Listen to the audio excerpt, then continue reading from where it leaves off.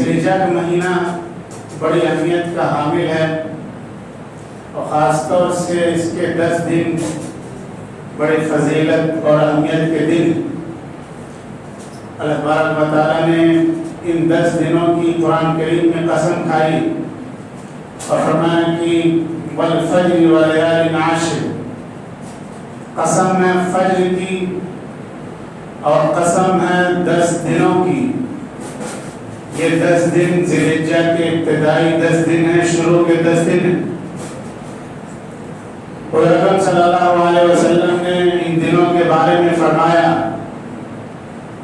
کہ اللہ تبارک و تعالیٰ کو جتنا نیک عمل ان دنوں میں پسند ہے اتنا کسی اور دن میں پسند نہیں۔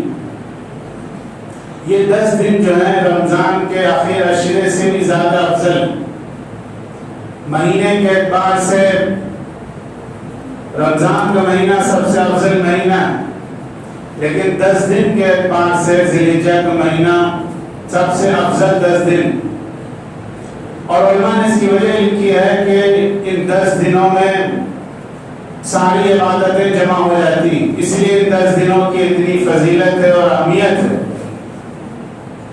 ان میں نماز بھی ہے اور قربانی بھی ہے اور حج بھی ہے اور روزہ بھی ہے۔ اتنی ساری عبادتیں کسی 10 دن کے اندر جمع نہیں ہوتی، اسی لیے اللہ تبارک و تعالیٰ نے ان دنوں کی بڑی فضیلت بیان فرمائی۔ ان دنوں کی سب سے اہم عبادت جو ہے وہ حج ہے، لیکن حج سب لوگوں پر فرض نہیں ہے، یہ صاحب حیثیت لوگوں پر فرض ہے۔ اور اس کے بعد قربانی، یہ صاحب حیثیت لوگوں پر یہ بھی فرض ہے، صاحب نصاب جو لوگ قربانی حضرت ابراہیم علیہ السلام کی یادگار، اللہ تبارک و تعالیٰ نے قرآن کریم میں اس کا تذکرہ کیا ہے۔ وَلِكُلِّ أُمَّةٍ جَعَلْنَا مَنسَكًا لِيَذْكُرُوا اسْمَ اللَّهِ عَلَىٰ مَا رَزَقَهُم مِّن بَهِيمَةِ الْأَنْعَامِ، ہم نے ہر امت کے لیے قربانی کا ایک طریقہ متعین کیا ہے، اور قربانی کا جب نام لیا جاتا ہے، قربانی کا جب تذکرہ آتا ہے تو ذہن فوراً جانور کی طرف منتقل ہوتا ہے، لیکن قربانی کی حقیقت کچھ اور ہے۔ وہ ایک علامت ہے۔ اصل قربانی یہ ہے کہ اللہ کے حکم کے سامنے اپنی خواہش کو قربان کیا جائے، اللہ کے حکم کے سامنے اپنی مرضی کو قربان کیا جائے، اللہ کے حکم کے سامنے اپنی اولاد کی محبت کو قربان کیا جائے، بیوی کی محبت کو قربان کیا جائے اور گھر والوں کی محبت کو قربان کر دیا جائے اللہ کے نام پہ۔ یہ قربانی کی اسپرٹ ہے اور یہ قربانی کی حقیقت ہے۔ یہ قربانی حضرت ابراہیم علیہ السلام کی یادگار ہے، اور ابراہیم علیہ السلام نے صرف ایک قربانی نہیں دی تھی بلکہ اس سے پہلے انہوں نے بہت سے قربانیاں دی تھی۔ سب سے پہلے انہوں نے اپنے ماحول کے خلاف، اپنے گھر والوں کے خلاف، ان کے گھر والے اللہ کی وحدانیت کا انکار کر رہے تھے تو انہوں نے اپنے گھر والوں کی مخالفت کی، اور اللہ کے نام کو بلند کرنے کے لیے، توحید کے عالم کو بلند کرنے کے لیے انہوں نے اپنے گھر بار کی سب سے پہلے قربانی دی۔ دنیا میں جتنے بھی آج ایک اللہ کے ماننے والے ہیں، ایک رب کو ماننے والے ہیں، ان سب کے امام حضرت ابراہیم علیہ السلام توحید پرستوں کے وہ امام ہیں۔ اس لیے اس امت کو بھی جس طریقے پر چلنے کے لیے کہا گیا ہے وہ ابراہیم علیہ السلام کا طریقہ ہے۔ فرمایا ملت ابیکم ابراہیم هو سماکم المسلمین، کہ تمہارے باپ ابراہیم علیہ السلام کا جو طریقہ تم کو دیا گیا اس طریقے کو اختیار کرو، اس طریقے پر چلو۔ اور ابراہیم علیہ السلام کے جو ماننے والے ہیں ان کا نام مسلمان رکھا گیا۔ دنیا کے سب سے پہلے مسلمان حضرت ابراہیم علیہ السلام تھے۔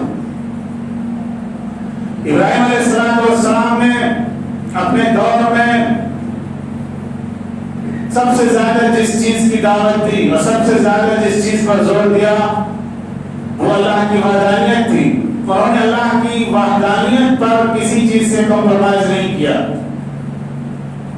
انہوں نے سب کچھ گوارا کر لیا، آنکھ میں پھینکا گیا، گھر سے نکالا گیا، طرح طرح کی آزمائشوں سے دوچار کیا گیا، لیکن ایک اللہ کے نام پر اور اس مشن سے انہوں نے کمپرومائز نہیں کیا اور اس مشن سے پیچھے نہیں ہٹے۔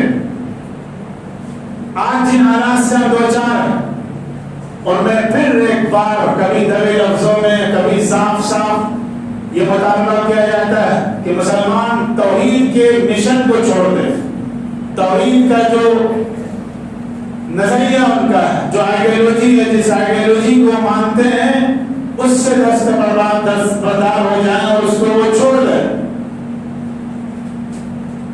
ایک مسلمان ہونے کے ناطے اور ابراہیم علیہ السلام کے ماننے والے کی حیثیت سے